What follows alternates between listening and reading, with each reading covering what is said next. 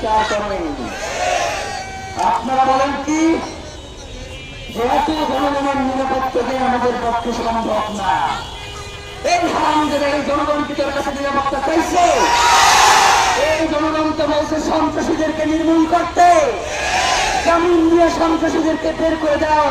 তারা গুলি করে আমাদের ভাইদেরকে হত্যা করে, আর বলো যে আমাদের এত জনগণকে নিরাপত্তা দেওয়া সম্ভব না।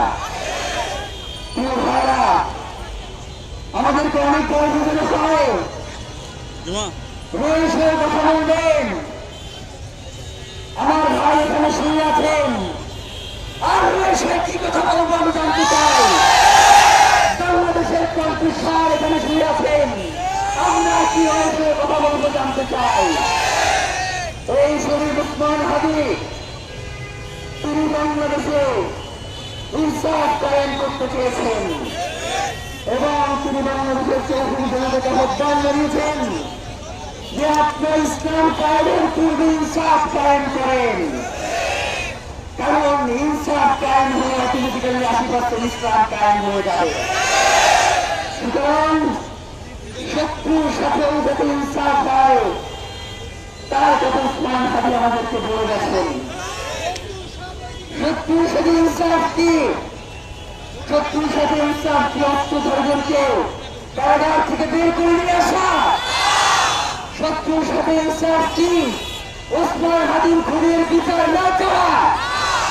বরং শত্রুর সাথে ইনসাফ হলো যারা এই খুন করেছে, যারা এই খুনের পরিকল্পনা করেছে, যারা এই খুনের সহায়তা করেছে, তাদের প্রত্যেককে অতি দ্রুত গ্রেফতার করে বিচারের মুখোমুখি করাই হলো সব থেকে বড় ইনসাফ। টকশোতে দিয়ে সফলতা মারেন ওসমান হাদি কি বলেছে সেইটা নিয়ে আপনারা বিব্রত হন।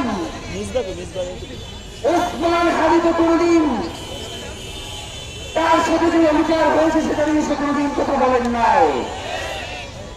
তিনি কথা বলেছেন যখন আমাদের ভাইদের উপরে গোপালগঞ্জে আক্রমণ হয় তখন তিনি কথা বলেছেন।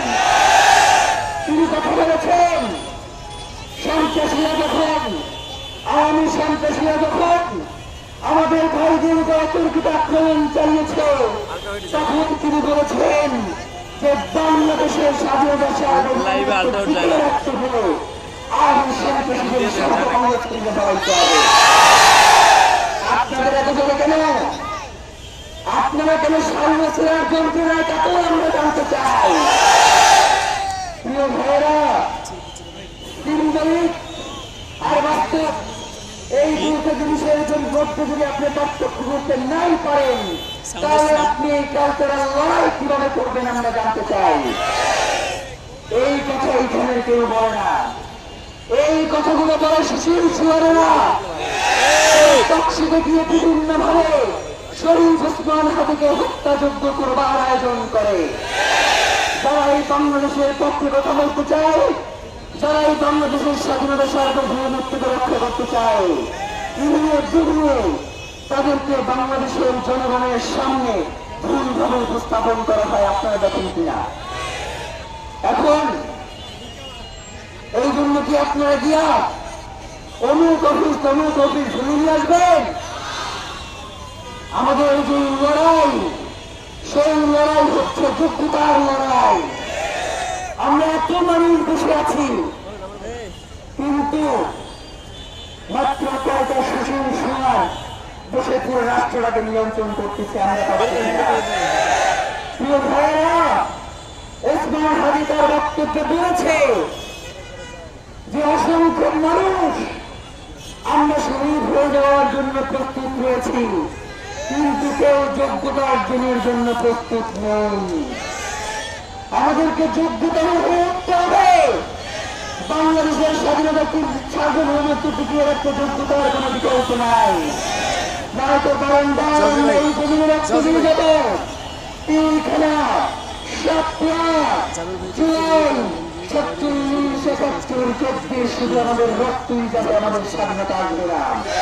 বারংবার আমরা রক্ত দিয়ে যাবো আর সুরের ক্ষমতায় গিয়ে আমাদের সাথে তারা করবে। আমরা সেই সুযোগ আর তাদেরকে